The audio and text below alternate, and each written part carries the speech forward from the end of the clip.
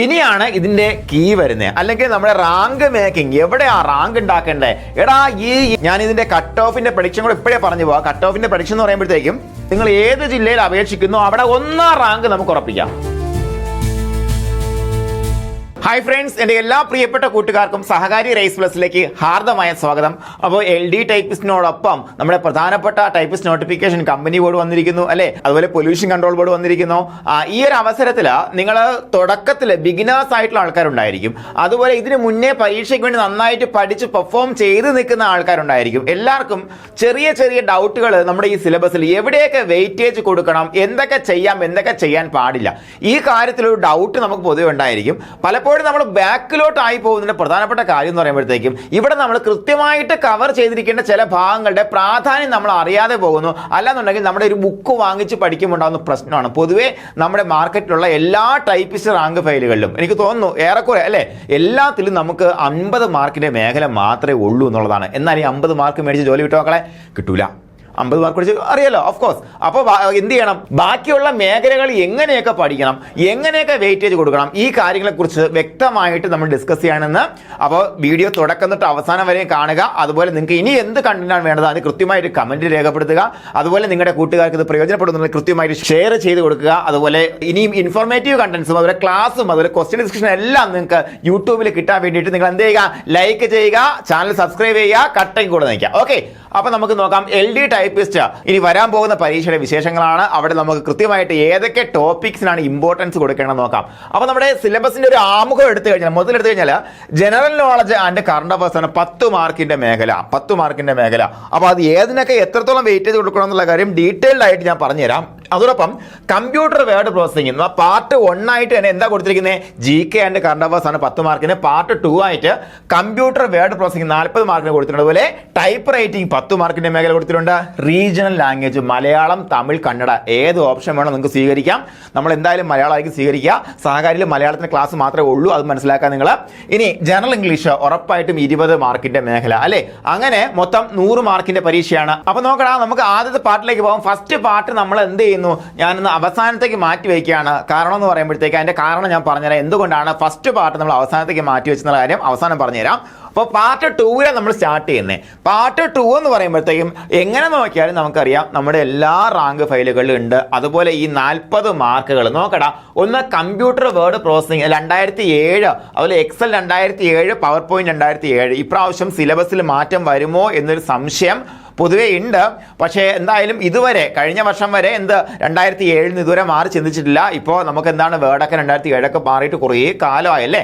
Okay, എന്നാൽ ഇപ്പോഴും നമുക്ക് അത് തന്നെയാണ് വരുന്നോണ്ടിരിക്കുന്നത്. ബേസിക്സ് എല്ലാം സെയിം ആണ്, കുറേ അഡ്വാൻസ്ഡ് ആയിട്ടുള്ള ഫീച്ചേഴ്സിൽ മാത്രമേ വ്യത്യാസമുള്ളൂ. വാട്ടെവർ നമുക്ക് എന്ത് ചെയ്യാം, അതിന്റെ സിലബസ് ചേഞ്ച് ഉണ്ടെങ്കിൽ അവസാനം നമുക്കത് കൃത്യമായിട്ട് ഫോളോ അപ്പ് ചെയ്തെടുക്കാം. ഡോൺ വറി, അതിനകത്ത് ലൈവ് ക്ലാസ്സുകളും അതുപോലെ റെക്കോർഡ് ക്ലാസ് എല്ലാം ഉൾപ്പെടുത്തിക്കൊണ്ട് നമുക്ക് സെറ്റ് ചെയ്തെടുക്കാം.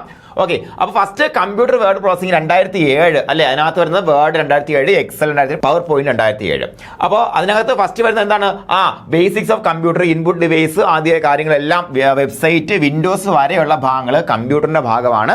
അതോടൊപ്പം MS വേർഡിന്റെ ഭാഗമുണ്ട് അല്ലെ. MS വേർഡ് കുറച്ച് നമുക്ക് ഡീറ്റെയിൽഡ് ആയിട്ട് പഠിക്കാനുണ്ട്. പഠിക്കണം. അപ്പോൾ MS വേർഡ് നമ്മൾ എത്രത്തോളം ആധികാരികമായിട്ട് പഠിക്കുന്നുവോ അതിനനുസരിച്ച് നമ്മൾ എന്ത് കുറച്ചാൽ മതി? എക്സലും പവർ പോയിന്റ് ഇച്ചിരി കുറച്ച് പഠിച്ചാൽ മതി. കാര്യം എന്ന് പറയുമ്പോൾ കുറേ ഗ്രൂപ്പ്സും ടാബ്സും നമുക്ക് ഹൃദിസ്ഥമാവും, മനപ്പാടാവും അല്ലെ. അപ്പോൾ അത്തരത്തിലൊരു ഗുണമുണ്ട്. അപ്പോൾ MS വേർഡ് കുറച്ച് വെയിറ്റ് കൊടുത്ത് നമ്മൾ പഠിച്ചു കഴിഞ്ഞാൽ ബാക്കിയുള്ളത് നമുക്ക് ഈസി ആയിട്ട് പഠിച്ചെടുക്കാൻ പറ്റും എന്നുള്ളതാണ് ശ്രദ്ധിക്കേണ്ടത്. അപ്പോൾ നമ്മൾ ഇത് എന്തായാലും പഠിച്ചേ വരുള്ളൂ. പഠിക്കും, നമ്മൾ എല്ലായിടത്തും പഠിപ്പിക്കുകയും ചെയ്യുന്നതാണ്. റാങ്ക് ഫയലിലൊക്കെ വളരെ ഡീറ്റെയിൽഡ് ആയിട്ട് ഉള്ള ഭാഗമാണ് ഇതെല്ലാം. അതിനോടൊപ്പം പിന്നെ എക്സൽ, ഇൻട്രൊഡക്ഷൻ ടു എക്സൽ, അതുപോലെ പവർ പോയിന്റ്. അപ്പോൾ ഇത്രയും ഭാഗം ആകുമ്പോൾ എത്ര മാർക്കായി മക്കളെ? 40 മാർക്കായി. 10 mark power point, 10 mark excel, അതുപോലെ 10 mark MS word, 10 mark computer basics of computer. ഇത്രയും ചേർന്ന് 40 മാർക്ക്. ഈ 40 മാർക്കിൽ 35 മാർക്ക് നിങ്ങൾ എന്തായാലും നേടും, എനിക്കറിയാം, ഉറപ്പാണ്. അത് ഒരു പ്രശ്നമുള്ള കാര്യമല്ല നമുക്ക്. അപ്പോൾ എവിടെയാണ് നമ്മൾ കൂടുതൽ വെയിറ്റ് ചെയ്ത് കൊടുക്കണം നോക്കാം. ഇനി ടൈപ്പ് റൈറ്റിംഗ് എന്ന് പറയുമ്പോഴത്തേക്കും നമുക്കറിയാം ഒരു 10-25ഓളം മണിക്കൂർ അടങ്ങുന്ന ക്ലാസ്സുകൾ ഉണ്ടെന്നുണ്ടെങ്കിൽ അതിനോടൊപ്പം കുറച്ച് പ്രാക്ടിക്കൽ ക്ലാസ്സും അതുപോലെ എക്സ്പ്ലനേറ്ററി ക്ലാസ് എല്ലാം നിങ്ങൾക്ക് തന്നു കഴിഞ്ഞാൽ ഈ 10ൽ 10 നിങ്ങൾ വാങ്ങുക എന്നുള്ളത് കൃത്യമായിട്ട് നടന്നുകൊണ്ടിരിക്കുന്ന കാര്യമാണ്. സഹകാരിയുടെ കുട്ടികൾ 10ൽ 10ഉം വാങ്ങാറുണ്ട്, ഒരു സംശയം ആ കാര്യത്തിൽ വേണ്ട. ഓക്കെ, അപ്പോൾ ഞാൻ ഇതിന്റെ കട്ട് ഓഫിന്റെ പ്രഡിക്ഷൻ കൂടെ ഇപ്പോഴേ പറഞ്ഞു പോവാം. കട്ട് ഓഫിന്റെ പ്രഡിക്ഷൻ എന്ന് പറയുമ്പോഴത്തേക്കും 10ൽ 10ഉം നമുക്ക് അടിച്ചെടുക്കാൻ പറ്റുന്ന ഒരു മേഖലയാണ്. പോട്ടെ, 9 മാർക്ക് കഴിഞ്ഞ പരീക്ഷയിലൊക്കെ ആണെന്നുണ്ടെങ്കിൽ നമുക്കറിയാം സ്റ്റേറ്റ്മെന്റ് ചോദിക്കുന്നു അല്ലെങ്കിൽ കുഴപ്പിക്കാൻ എന്ന തരത്തിൽ ചുമ്മാതെ ABCD എന്ന് 3 സ്റ്റേറ്റ്മെന്റ് കൊടുത്തിട്ട് അല്ലെങ്കിൽ 1 2 3 4 എന്ന ഓപ്ഷൻസ് കൊടുത്തിട്ട് താഴെ എന്താണ് വളരെ ലളിതമായിട്ട് തിരിച്ച് കൊടുത്തുകൊണ്ട് നമ്മളെ തെറ്റിക്കാൻ വേണ്ടി ശ്രമിച്ചു PSC അല്ലേ. നമുക്ക് ഇത്തരത്തിലുള്ള ഒരു വളരെ ബേസിക് ആയിട്ടുള്ള ക്വസ്റ്റ്യൻസ് മാത്രമേ, വളരെ ബേസിക് ആയിട്ടുള്ള സ്റ്റേറ്റ്മെന്റ് മാത്രമേ വരത്തുള്ളൂ. എന്നാൽ പോലും ഇന്ന് കഴിഞ്ഞ പ്രാവശ്യം തെറ്റിച്ച് വന്ന ടീമുകളുണ്ട്, താഴെ കമന്റ് ചെയ്യണം കേട്ടോ, എത്ര പേരുണ്ടെന്ന്. അപ്പോൾ അത്തരത്തിൽ നമുക്ക് കുഴപ്പിക്കുന്ന ക്വസ്റ്റ്യൻസ് പ്രാക്ടീസ് ചെയ്ത് മുന്നോട്ട് പോകാം, ഒരു കുഴപ്പമില്ല. 10ൽ 10 നമുക്ക് സ്കോർ ചെയ്യാം. ഇനിയാണ് ഇതിന്റെ കീ വരുന്നത്, അല്ലെങ്കിൽ നമ്മുടെ റാങ്ക് മേക്കിംഗ്. എവിടെയാ റാങ്ക് ഉണ്ടാക്കേണ്ടത്? എടാ, ഈ 20 മാർക്ക് വെച്ചാ റാങ്ക് ഉണ്ടാക്കേണ്ടത്, മനസ്സിലായോ? എന്താണ് റീജിയണൽ ലാംഗ്വേജും ഇംഗ്ലീഷും. നമ്മൾ ഇവിടെ 40 മാർക്ക്, ഞാൻ നേരത്തെ പറഞ്ഞു, നമ്മൾ റാങ്ക് ഫയൽ വാങ്ങിച്ച് പഠിക്കുമ്പോഴത്തേക്ക് ഈ 2 സാധനം ഇല്ല അതിനകത്ത്. നോർമലി ഒരു കുട്ടിയുടെ സൈക്കോളജി എന്ന് പറയുമ്പോഴത്തേക്ക് എന്താ, റാങ്ക് ഫയൽ പഠിച്ച് കഴിഞ്ഞല്ലോ, ഞാൻ ഈ പരീക്ഷ നേടാൻ വേണ്ടിയിട്ടുള്ള എല്ലാം അറ്റൈൻ ചെയ്തു എന്നൊരു തോന്നലുണ്ടാവാൻ സാധ്യതയുണ്ട്. ആ തോന്നലാണ് പലപ്പോഴും നമ്മൾ ബാക്കിലോട്ട് കൊണ്ടുപോകുന്നത്. മക്കളെ കൃത്യമായിട്ട് പഠിച്ചോണം. സഹകരണ റാങ്ക് ഫയൽ ഉടൻ തന്നെ ഇറങ്ങുന്നുണ്ട്, അതിനകത്ത് ഈ കാര്യങ്ങൾ ഫുള്ള് 100 മാർക്കിന്റെ ഏരിയയും കവർ ചെയ്തുകൊണ്ടായിരിക്കും നമ്മുടെ റാങ്ക് ഫയൽ വരുന്നത്. ഓക്കെ, നോക്കാം. അപ്പോൾ അതുകൊണ്ട് തന്നെ കുറച്ച് ഹെവി ആയിട്ടുള്ള റാങ്ക് ഫയൽ ആയിരിക്കും. അത് കാണുമ്പോൾ നമുക്ക് ടെൻഷൻ ആവാൻ സാധ്യതയുണ്ട്. വാട്ടവർ, അതിനെക്കുറിച്ച് പിന്നെ പറയാം. എന്തായാലും റീജിയണൽ ലാംഗ്വേജ് 20 മാർക്കിന്റെ മേഖലയാണ്. നോക്കാം. അവിടെ മലയാളത്തിൽ പദശുദ്ധി, വാക്യശുദ്ധി, പരിഭാഷ, ഒറ്റപ്പദം, പര്യായം, വിപരീത പദം, ശൈലികൾ, പഴഞ്ചൊല്ലുകൾ, സമാന പദം ചേർത്തെടുക്കുക, പുല്ലിംഗം, സ്ത്രീലിംഗം, വചനം, പിരിച്ചൽ, ഘടകപദം, വാക്യം ചേർത്തെടുക്കുക. അതായത് ഇത്രയേ ഉള്ളൂ. നമുക്ക് ലാംഗ്വേജ് പക്കയാക്കുക എന്നുള്ളതാണ്. ലാംഗ്വേജ് പക്കയാക്കുക. അപ്പോൾ നമ്മൾ ശ്രദ്ധിക്കേണ്ട കാര്യം എന്ന് പറയുമ്പോഴത്തേക്കും, എടാ, ഇത് പ്രാക്ടീസ് ചെയ്തേ മതിയാവുള്ളൂ. പഠിച്ചതിനോടൊപ്പം പ്രാക്ടീസ് ചെയ്ത് മതിയാകത്തുള്ളൂ. പ്രാക്ടീസ് പക്കയാക്കുന്നതിനാണ് സഹകാരി എന്ത് ചെയ്യുന്നത്? എക്സാംസ് നടത്തുന്നത്. എക്സാംസ് എഴുതണം, റിപ്പീറ്റഡ് ആയിട്ട് എഴുതണം. മനസ്സിലായില്ലേ? റിപ്പീറ്റഡ് ആയിട്ട് എഴുതിയില്ല എന്നുണ്ടെങ്കിൽ ഈ സംഗതി നമ്മുടെ തലയ്ക്കകത്ത് നിൽക്കുകയെന്ന് മാത്രമല്ല, ഇത് സ്കോർ ചെയ്യാൻ പറ്റത്തില്ല. ഈ 20 മാർക്കിൽ, പൊന്നുമക്കളെ, ഈ 20 മാർക്കിൽ നിങ്ങൾ സ്കോർ ചെയ്യണം. മിനിമം 15 മാർക്കെങ്കിലും നിങ്ങൾ സ്കോർ ചെയ്യണം. അപ്പോൾ ഞാൻ നേരത്തെ പറഞ്ഞു, അവിടെ 40ൽ 35, ഇവിടെ 15. ഓക്കെ, അടുത്തെന്താണ്? ഇംഗ്ലീഷ് പാർട്ട് 5 ജനറൽ ഇംഗ്ലീഷ് 20 മാർക്കിന്റെ മേഖലയാണ്. നോക്കടാ, ഫസ്റ്റ് കോംപ്രിഹെൻഷൻ പാസേജ്. നമുക്കത് ഈസി ആയിട്ട് കിട്ടുന്ന സാധനം തന്നെയാണ്, വേറെ വിഷയങ്ങളൊന്നുമില്ല. അതുപോലെ എഡിറ്റിംഗിന്റെ കാര്യം, ക്യാപിറ്റലൈസേഷൻ, ബാക്കി കാര്യങ്ങളെല്ലാം വരുന്നുണ്ട്. പിന്നെ മൊഡ്യൂൾ 3 ഇംഗ്ലീഷിന്റെ usage day to day affairs, അതുപോലെ മൊഡ്യൂൾ 4 ഇഡിയംസ് ആൻഡ് ഫ്രേസസ്, അതുപോലെ word order and sentence order, അതുപോലെ ബേസിക് ഗ്രാമർ. അതുപോലെ എന്താണ് ബേസിക് ഗ്രാമറിൽ എന്തൊക്കെ വരുന്നു? Article, preposition, tense, clause, phrasal verbs, ഇത്രയും കാര്യങ്ങൾ. പിന്നെ വോയിസ്, റിപ്പോർട്ടർ സ്പീച്ച്, അതുപോലെ സ്പെൽ ചെക്ക്, ഇത്രയും കാര്യങ്ങൾ ചേർത്തുകൊണ്ടാണ് നമുക്ക് എന്ത് വരിക മക്കളെ? ഇംഗ്ലീഷ് വരിക. ഇംഗ്ലീഷിൽ നിങ്ങൾ നേടണം 15 മാർക്ക്. ഓക്കെ, അപ്പോൾ 30, 35 ആകുമ്പോഴത്തേക്ക് 65 മാർക്കിന്റെ മേഖലയാണ്. 65 മാർക്കിന്റെ മേഖല നമ്മളിപ്പോൾ കവർ ചെയ്ത് കഴിഞ്ഞു. അപ്പം 30 ഞാൻ പറഞ്ഞു, 35 അവിടെ 40, അതായത് നമ്മുടെ കമ്പ്യൂട്ടറിൽ 40ൽ 35 മാർക്ക് വാങ്ങണമെന്ന് പറഞ്ഞു. അപ്പോൾ 35, 30, 65 മാർക്ക്. പിന്നെ ടൈപ്പിൽ 10 മാർക്ക് വാങ്ങണമെന്ന് ഞാൻ പറഞ്ഞു കഴിഞ്ഞു അല്ലേ? എടാ, ഇത്രയും മാർക്ക് നിങ്ങൾ വാങ്ങാൻ പറ്റിക്കഴിഞ്ഞാൽ, നിങ്ങൾ ഏത് ജില്ലയിൽ അപേക്ഷിക്കുന്നു അവിടെ 1ാം റാങ്ക് നമുക്ക് ഉറപ്പിക്കാം. അപ്പോൾ ഇത്രയും മാർക്ക് നിങ്ങൾ ഒറ്റ കാര്യം മനസ്സിലാക്കിയത്, കഴിഞ്ഞ പ്രാവശ്യമൊക്കെ സ്റ്റേറ്റ് ടോപ്പർ ആയിട്ട് വന്നിട്ടുള്ള ആൾക്കാരൊക്കെ ഈ ഒരു 75ന്റെ ആ റേഞ്ചിൽ മാത്രമേ സ്കോർ ചെയ്തിട്ടുള്ളൂ. അതിന്റെ ആവശ്യമേ ഉള്ളൂ നമുക്ക്. പിന്നെ അപ്പൊ ഈ GK പഠിക്കണം.